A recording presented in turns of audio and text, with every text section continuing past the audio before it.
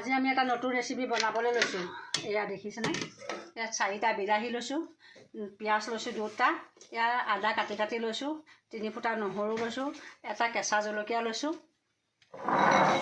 ইয়াতে আকৌ 2টা শুকান জলকীয়া, এয়া তাৰপৰা লং ইলাচি, ইয়াতে দৈ দিছোঁ 3 চামুচ, হালধি, ধনিয়া পাউডাৰ আৰু কি দিলোঁ, ধনিয়া পাউডাৰ দিছোঁ, জলকীয়া গুড়ি, গাখীৰ,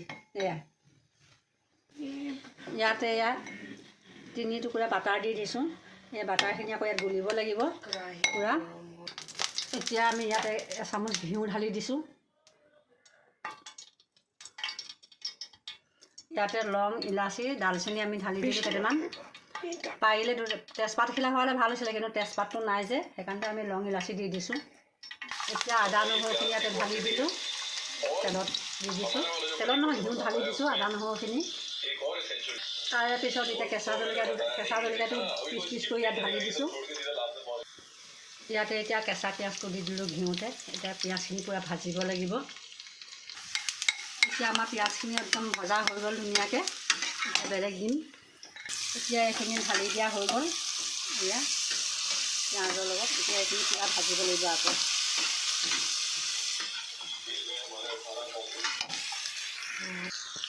এতিয়া এয়া কাজুখিনি ঢালি দিলোঁ, কাজুখিনি ঢালি দিলোঁ।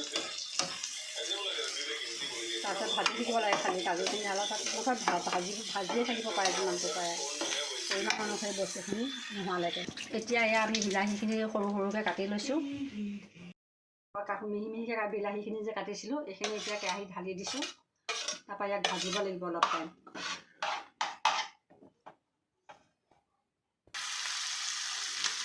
এতিয়া আমি অকণমান আকৌ কি কৰিম, কাশ্মীৰী মৰিচ অকণমান ঢালি দিছোঁ। কাশ্মীৰী মৰিচ অকণমান ঢালি দিলোঁ। পৰিমাণ অনুযায়ী আপোনালোকে নিমখ ঢালিব, যিটো পৰিমাণ হয় সিমানৰ নিমখে ঢালিব। এতিয়া আৰু আমি 2টা শুকান জলকীয়া ঢালি দিছোঁ ইয়াতে। এতিয়া আমি অলপ পানী ঢালি দিলোঁ ইয়াতে, পৰিমাণ অনুসৰি পানীটো ঢালিব লাগে। আৰু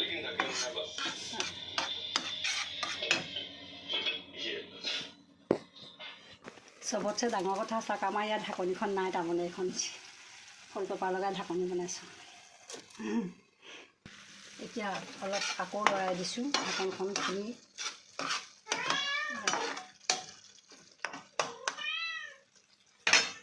এখন ঢাকনখন দেখিছেনে, ঢাকনিখন মাৰি দিলোঁ। এতিয়া যিখিনি আমি ভাজিছিলোঁ নহয়, এইখিনি তাৰ পিঁয়াজ যিমানখিনি মছলা ভজা হৈ গ'ল, তাতে আকৌ এতিয়া কেইটামান কাজু বাদাম দি দিলোঁ। এতিয়া আমি মিক্সিত মাৰিম এইখিনি।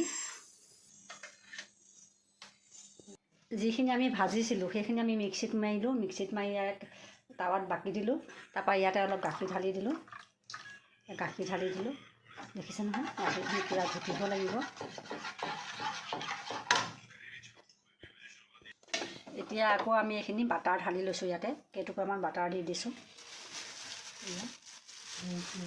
এতিয়া আমি ইয়াতে আকৌ ঘিউ দিলোঁ, বাটাৰ দিলোঁ, দি পিঁয়াজ দি দিলোঁ কেইটুকুৰামান কাটি কাটি সৰু সৰুকৈ। তাৰপৰা কাশ্মীৰী মৰিচ অকণমান ঢালি দিছোঁ। এতিয়া আমি আকৌ এটা কেঁচা পিঁয়াজ মিক্সিত মাৰি আনি ইয়াত ঢালি দিছোঁ তেলত। এতিয়া পিঁয়াজটো আকৌ ভাজিব লাগিব। আকৌ এটা সৰু পিঁয়াজ আনি মিক্সিত মাৰিলোঁ, ইয়াৰ লগত ভাজিছোঁ বিলাহীটো। তাৰপিছত পনীৰ চনীৰ কিবাকিবি ঢালিম। আৰু এইটো বেছি সময় ভাজিব নালাগে, মাত্ৰ 2 মিনিট সময় ভাজিলেই হৈ গ'ল। আগতে ভাজি লৈছিলোঁ, সেইখিনি আকৌ আমি এতিয়া কেৰাহীত দি দিলোঁ। অলপ টাইম